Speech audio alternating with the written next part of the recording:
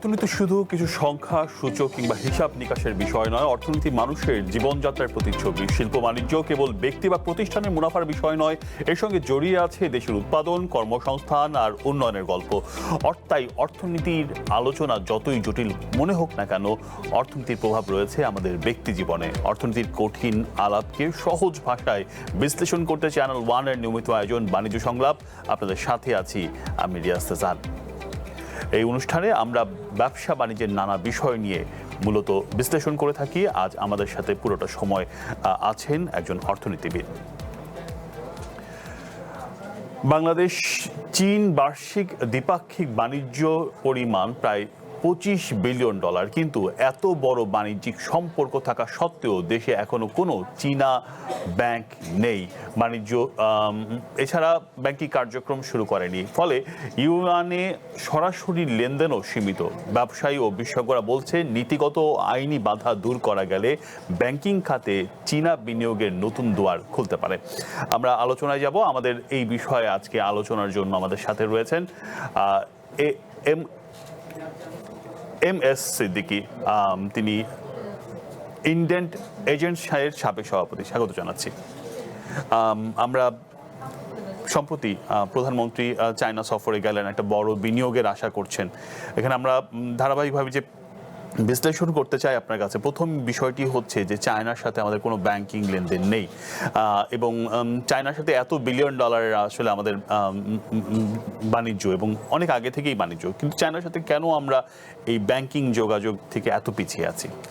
সেটা খুবই আশ্চর্যের ব্যাপার, কারণ আমাদের তো $20 বিলিয়ন মতো প্রতি বছর আমদানি করি, রপ্তানি হয় প্রায় $1 বিলিয়নের নিচে। এই $21 বিলিয়ন ট্রানজাকশন করার জন্য একটি ব্যাংক তো খুবই দরকার। সেটা কেন এতদিন সেট আপ হলো না, বা ওরা এগিয়ে আসলো না, বা আমরা তাদেরকে ইনভাইট করলাম না, এটা এক মিস্টারি। তবে আমার অভিজ্ঞতা থেকে বলি, চাইনিজদের যে ওয়ে অফ ওয়ার্ক, ওরা যেভাবে কাজ করে, ওরা সব কিছুকে ইজি করে ফেলে। ওরা পৃথিবীর অনেক দেশ আছে, তারা ব্যাংকিং সিস্টেমকে, ট্রানজাকশনটাকে কমপ্লিকেটেড করে ফেলে, কিন্তু এই ব্যতিক্রম দেখলাম এই চায়নার সাথে, তারা ব্যাপারটাকে ইজি করে ফেলে। যেমন এলসির যে complicated letter of credit Bangladesh থেকে হয়, লেটার অফ ক্রেডিট খুব কমপ্লিকেটেড একেবারে। ধরেন পাকিস্তানের আর্লি আমলে যে ড্রাফট করেছে, সেই ড্রাফটটাই ওরা এখনো ইউজ করে। কিন্তু আশ্চর্য ব্যাপার হচ্ছে, এই ফরম্যাটটা নিয়ে পৃথিবীর অনেক দেশেই আপত্তি আছে, কিন্তু সবচেয়ে কম আপত্তির কারণ আমি দেখছি চায়না থেকে। ওরা খুব অ্যাডাপ্টেবিলিটি ওদের খুব বেশি, তো সেই জন্যই হয়তো ওদের এই অ্যাডাপ্টেবিলিটি, ইজি ওদের বিজনেস, এবং তারা অত্যন্ত এন্টারপ্রেনার, সেই জন্য হয়তো ব্যাংকের প্রয়োজন হয়নি। ব্যাংক ছাড়াই আমরা দুই দেশ। কিন্তু এখন যেখানে আমরা বড় বিনিয়োগ করতে চাচ্ছি, আমরা তো বিশেষ করে এই লেনদেনটার তো এখন বাড়ানো দরকার। সরকারের সেই ধরনের উদ্যোগের ব্যাপারে আপনি জানেন কিনা? বা আমি এখন পর্যন্ত কোনো ভিজিবল উদ্যোগ দেখি নাই। তবে আমাদের নিজেদের স্বার্থেই আমরা আসলে একটা ব্যাংক, চাইনিজ ব্যাংক আসুক, এটা আমরা আশা করি। প্রসঙ্গক্রমে যেহেতু চায়নার প্রসঙ্গে আমরা আলোচনা করছি, যে চায়নার সাথে যে বিনিয়োগ বা বাণিজ্যের সম্পর্ক যেই বর্তমান যে নতুন গতি পেয়েছে, বা যে আলোচনা আসছে, এবং আমরা সম্প্রতি বিডিআর মুখেও শুনেছি 11টা প্রতিষ্ঠান একটা বড় বিনিয়োগ করার আগ্রহ দেখিয়েছেন। এই যে বিনিয়োগগুলো ধরে রাখতে আসলে সরকারি উদ্যোগ কি হওয়া উচিত? এখানে ব্যাংক ফ্যাসিলিটি তো একটা আছেই, এছাড়া কি? ব্যাংক ফ্যাসিলিটিটাকে অত গুরুত্ব দিচ্ছি না আমি। সে ছাড়াও তো অনেক $10 বিলিয়ন 20 বিলিয়ন অলরেডি গত কয়েক বছরে ইনভেস্টমেন্ট হয়ে গেছে বিভিন্ন ডেভেলপমেন্ট প্রজেক্টে এবং শিল্প প্রতিষ্ঠানে। যেটা আমরা যে বিজনেসের যে অবস্টাকেলের কথা বলি, সেগুলিই অবস্টাকেল। আপনার বাংলাদেশে অনেকগুলো ইন্ডাস্ট্রি নতুন সেট আপ হয়ে আছে, ওদেরকে বিদ্যুৎ দেওয়া যাচ্ছে না, গ্যাস দেওয়া যাচ্ছে না। এক্সিস্টিং ইন্ডাস্ট্রিগুলোতে ওদের তথ্য অনুযায়ী স্পিনিং মিলগুলোর তাদের 40% প্রোডাকশন কমে গেছে due to lack of energy. তো সেখানে আমরা নতুন বিনিয়োগ যদি চাইনিজদের হয়, চাইনিজরা যদি নিজেদের ইলেকট্রিসিটির ব্যবস্থা না করে, তাহলে এটা একটা চ্যালেঞ্জে পড়ে যাবে। সুতরাং আমি মনে করি যে এই যে $9 বিলিয়নের যে একটা কমিটমেন্ট আছে, এই ইন্ডাস্ট্রিগুলো যারা করবে, তাদেরকে সাজেশন দিতে হবে যে তোমরা নিজেরাই নিজেদের এনার্জি ব্যবস্থা করো, তো নিজেরাই পাওয়ার। আমরা কেন আমাদের এই এনার্জির গ্যারান্টি আমরা দিব না? মানে কি করে দিবেন? আপনার থাকলে তো দিবেন। গ্যারান্টি তো দেয়া হচ্ছেই। আমাদের দেশের গ্যারান্টির কি কোনো গ্যারান্টি আছে? মিরেশ্বরা ইপিজেডে যখন জমি কেনা শুরু করলো বিদেশিরা, ওদেরকে বলা হলো জমি কেনায় কোনো ভ্যাট হবে না। কিন্তু কেনার কিছুদিন পরে গত কয়েক বছর আগে এনবিআর বাজেটে ভ্যাট বসিয়ে দিল। তখন ওরা তো চিৎকার দেওয়া শুরু করলো বিদেশিরা, কি ব্যাপার, তোমরা আমাদেরকে বলেছো তোমরা ভ্যাট নিবা না, এখন তোমরা দেখি জমি কেনার পর এখন ভ্যাট ইম্পোজ করে পুরনো ভ্যাট দাবি করছো। তার মানে কি আমরা আমাদের যে গ্যারান্টি বা আমাদের যে কমিটমেন্ট, কিন্তু সরকারিভাবে তো একটা কমিটমেন্ট থাকা উচিত নিশ্চয়ই।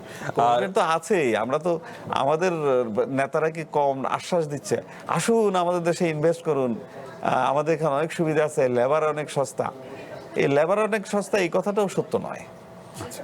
লেবারদের প্রোডাক্টিভিটির সাথে যদি আপনি ওয়েজেসের কম্পেয়ার করেন, তাহলে দেখবেন যে পৃথিবীতে সবচেয়ে চিপেস্ট লেবার কিন্তু বাংলাদেশে না। এর থেকে অনেক ইফিশিয়েন্ট লেবাররা এর চেয়ে কম বেতনে চাকরি করে।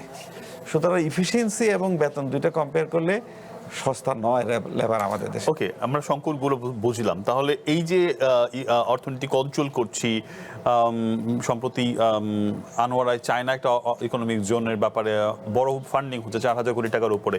সেই ক্ষেত্রে এই যে এই আমাদের এখন করণীয় কি? আমাদের অতীতটা ভুলে গিয়ে আমরা যদি তাদের ফ্যাসিলিটেট করতে চাই, তাদের সাথে যেটা বলছি কমিটমেন্ট ঠিক রাখতে চাই, তাহলে কি করা উচিত?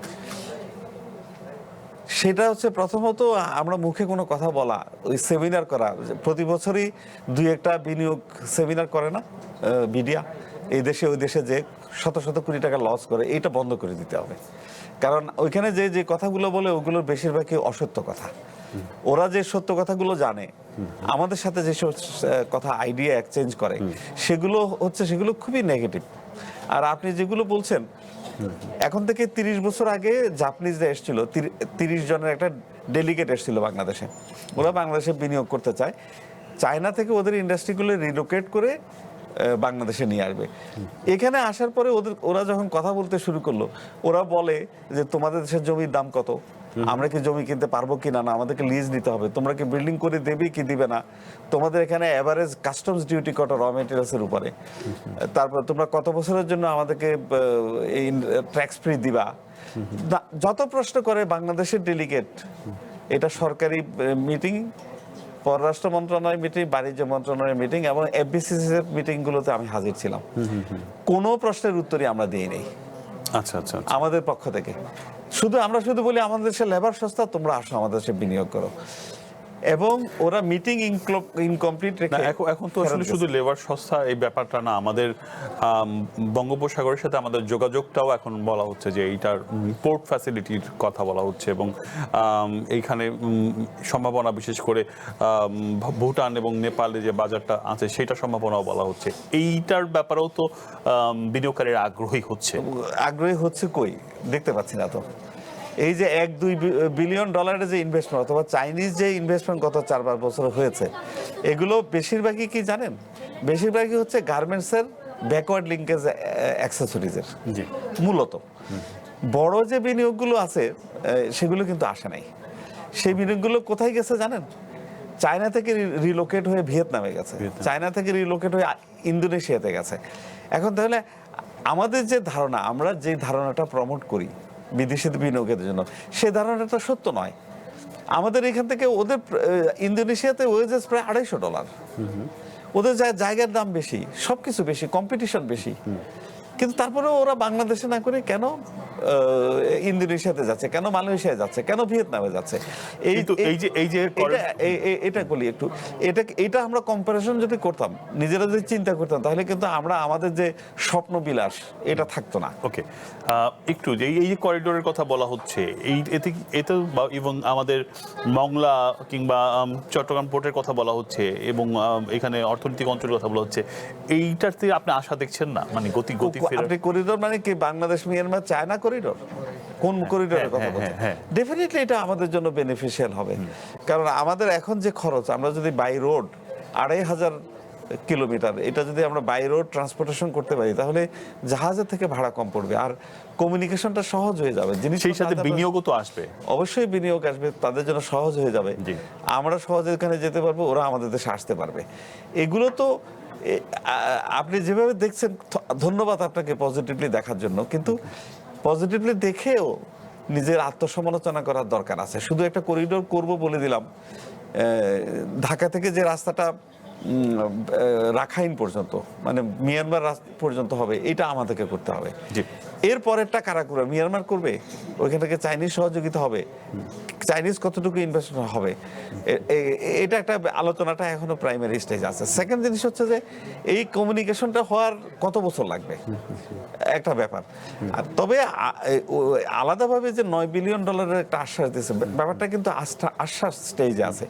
এটা ইমপ্লিমেন্টেড হওয়ার পর, কারণ 2016 সালে যখন চাইনিজ প্রেসিডেন্ট শি আসলো, সে $16 বিলিয়ন ইনভেস্টমেন্টের একটা প্রপোজাল দিল। ওকে, আপনার কথা অনুযায়ী আমরা যেটা বুঝলাম যে শুধু আসলে বিনিয়োগ আমন্ত্রণ করলেই হবে না, ফ্যাসিলিটেট করতে হবে। প্রয়োজনে নিজেদের যে সংকট আছে সেটা বিনিয়োগকারী দেশকে বলতে হবে যে আমাদের এই সংকট আছে, তোমাদের পক্ষ থেকে এই সাপোর্টটা আমাদের লাগবে।